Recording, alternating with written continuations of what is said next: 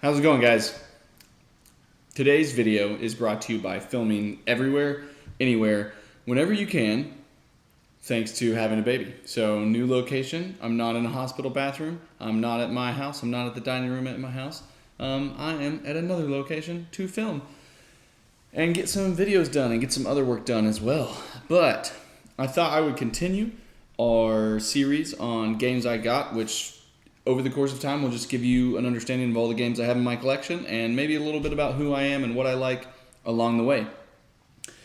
Today's episode is on Coup, which is an old throwback. And just in case you are wondering about the size of Coup, I have this handy reference sweet potato to help you out. Roughly the length of a sweet potato, about the width of a sweet potato. Well, yeah. Not really the depth, though. Much less depth than a sweet potato. Unless you're looking at it this way, then it's about half a sweet potato deep. I didn't have a reference pair, but I thought the reference sweet potato would help.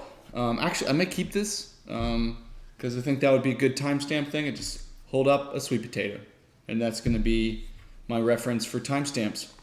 So yeah, so Coup, guys. Man, this might be the first modern board game I bought for myself getting into the hobby. This could be it. It's a little hard to remember at this point. I mean, this game is so old. It's currently got quotes on the back from Will Wheaton and Kotaku's best board games. I mean, the Dice Tower still very relevant, but Will Wheaton hasn't been doing board game stuff in quite a while. Yeah. So the designer of this, if we're going to jump into what is it, is timestamp. The designer for this is Rikki Tahta, Lemame Games, but it's published by Indie Boards and Cards, which you guys would be familiar with if you know Aeon's End, Coup, Resistance. A lot of titles have come through Indie Boards and Cards. They've even got a new-ish version of Aeon's End that is coming out called Astro Knights. I think Alex and Jesse are doing coverage on that game. So the reason why I brought this is, number one, it's easy to pack in a bag when I'm getting into a car. But specifically, like, this was, I think, one of the first games I ever got. Hopefully that glare is not messing with you guys. It's a very shiny box. But back in 2014, when I started my master's degree, I started getting into board games, and I think this was a purchase when I was either going to get a book or going to get a vinyl record. One of the two at Barnes & Noble. I was at Barnes & Noble getting either a book or a record. Not sure which one it was. But that was kind of when Barnes & Noble started to have a card and board game collection in store. It was nowhere near as robust as it is now in terms of all the selection that they have, but they did have these smaller card games. And so I just took a chance on this and was very interested in it. And I have not gotten rid of this game, even though it's kind of one of the few that are left from that first wave. I don't have a lot of games that are left from that first wave of board games that I purchased. I've gotten rid of Pandemic. I've gotten rid of Catan. Probably going to get rid of Betrayal at House on the Hill at some point, but I'll have to do a video on that first. A lot of those games have left. I don't feel the need to play them anymore, or my tastes have evolved or shifted in other directions. But this one I still hold on to. It's a very small box. It doesn't really hurt to hold on to. But man, is it a lot of fun. I like bluffing games. I like strategy, bluffing, deduction games where you're not honest with people, or you are honest with people but they're not aware of it, of who you are and what your motives are. And this does that in such a satisfying, condensed, small package. I mean, this only takes, 15 minutes? Yeah, about 15 minutes to play, 2 to 6 players. If you get the expansion, it bumps it up to, I think, 7. And I have the expansion in here, the Reformation expansion. But yeah, this was one of my first game experiences. I haven't really played it in quite a long time. And it's not because I wouldn't be happy to play it. I'd be fine to play it. I honestly don't think about it sometimes. But we played this so much. This was the first probably the first game that I ever sleeved, which honestly, I can't even get it out of the box. These sleeves are probably not in the best shape. Some of them have split on the sides, but I shuffled the heck out of this deck. And yeah, it's so much fun. I have rambled a lot. I don't think I've actually really focused on the actual thing that this section is, which is, what is it? So Coup is a strategy bluffing game designed by Rikki, published by Indie Boards and Cards. And it is a game where you are dealt 2 cards, and the identities of them are secret. You will act upon their identities either correctly or incorrectly, or honestly or dishonestly. So say you're dealt 2 different captains, like 2 of the same card.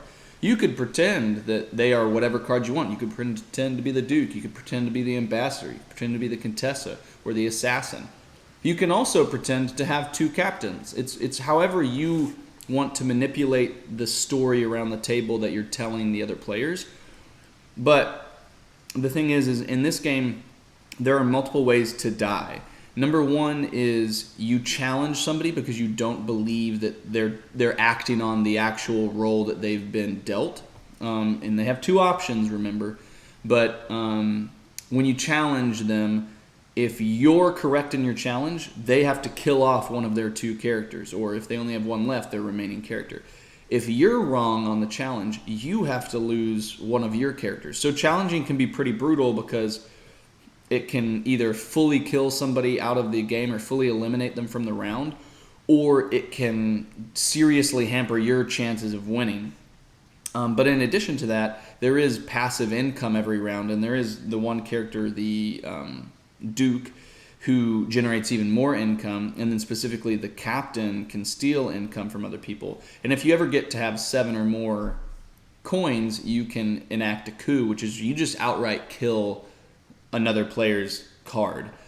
So it's a very, they can't stop it. You can't anti-coup somebody.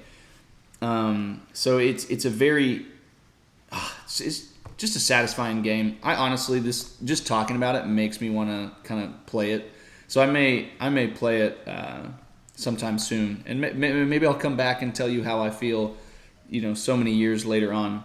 But why I have it, I've probably already gone over that, but we'll do that anyways. So reference, sweet potato, timestamp.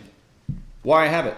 I bought it on a whim in Barnes & Noble specifically because I was curious about it, and I was just kind of getting my foot in the door in terms of board games, and it looked intriguing, and I like bluffing stuff, so I probably read the box cover and the back and got excited about the idea of a strategy bluffing game and, deduction and killing people off, and a quick card game.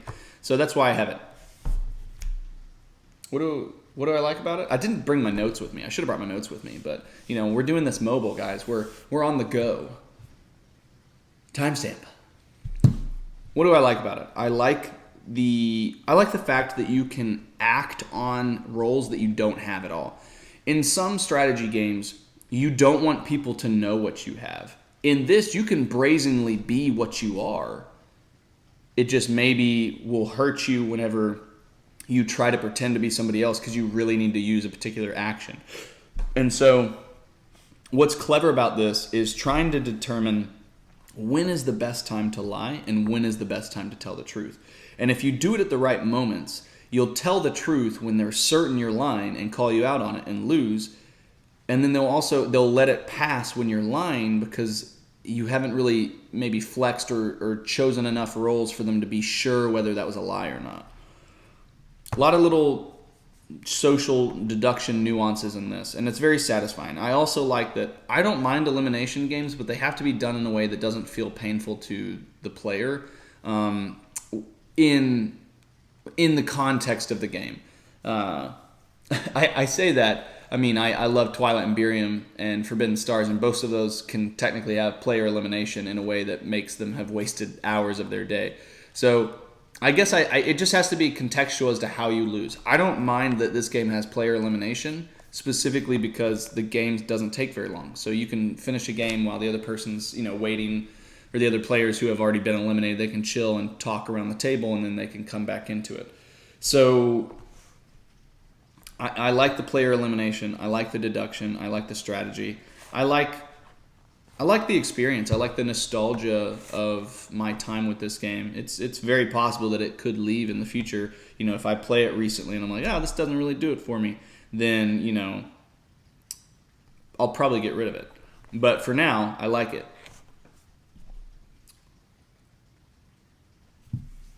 I keep doing this. I get this stuff out of order. I'm going to have to fix this. Or I'm just going to have to reorder it to do it in the way that I typically do it. But timestamp. When did I get it? I got this in 2014. So 2014, going to Barnes & Noble. I think I said why I have it, but I don't think I said when did I get it.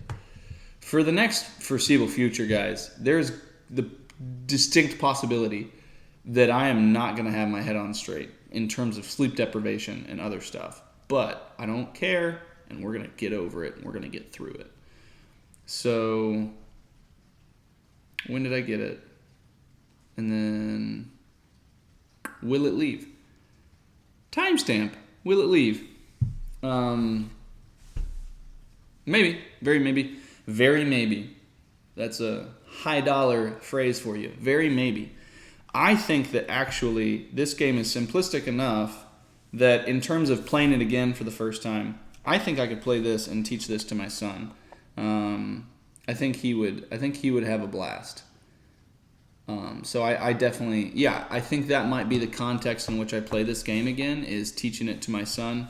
And who knows? Maybe I'll see if Allison and Daniel, if they've played this one, and I'll hop over to the kids' planning house at some point and play this with them.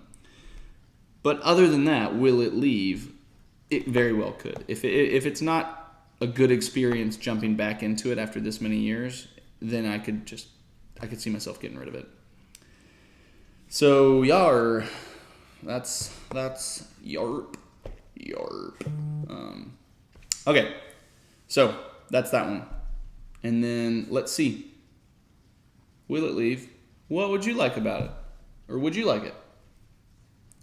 Timestamp. Did it look like I was eating it? Like timestamp. Would you like it? Tough. I mean, it sits well within a genre that makes people hot and cold. Some people really like social deduction bluffing games. Some people don't. If you are not the kind of person who likes One Night Ultimate Werewolf or Resistance, or playing Mafia with a deck of cards with a large group of people, or Blood on the Clock Tower, anything like that. If you don't like social deduction games or bluffing games, you will probably not like this game, specifically because it's all about how to choose when to be manipulative, when to be honest, and when to layer those between each other so that someone has no clue which one is which. If you like that stuff, though, you would probably like this. And that's kind of like, to me, this is one that's going to split the crowd one way or the other. There's not going to be a lot of middle ground, I don't think. And then timestamp. Rating. I think that if I was honest with myself and not having the emotion of the experience, this would probably be like a 6.5, maybe a 6.5 for me.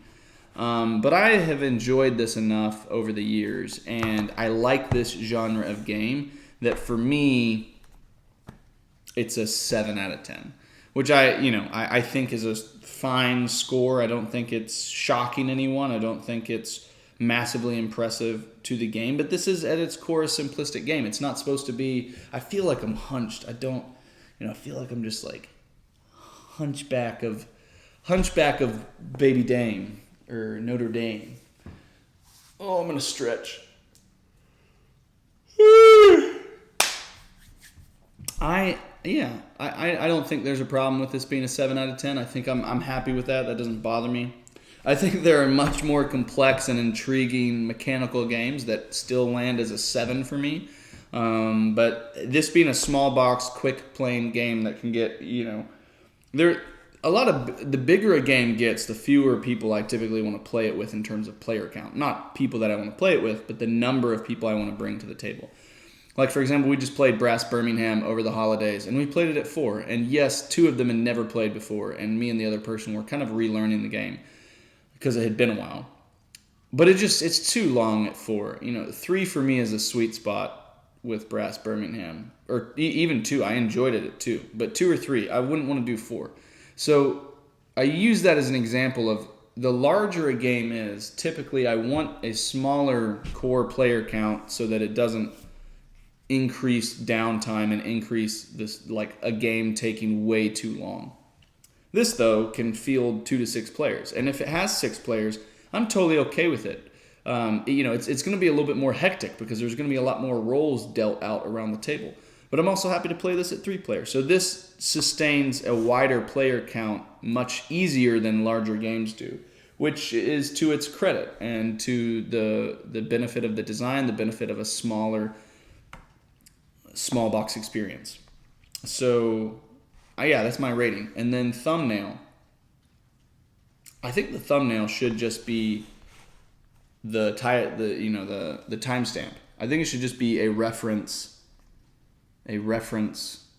sweet potato. So, reference sweet potato. Boom. Guys, locked and loaded. 1 video down. Some more to go, possibly. I might need to put my jacket on. It's getting a little chilly in here. It's a very gray, rainy day where I'm at. Hopefully it's not so gray and rainy where you're at, unless you like gray and rain, and then I wish you the best.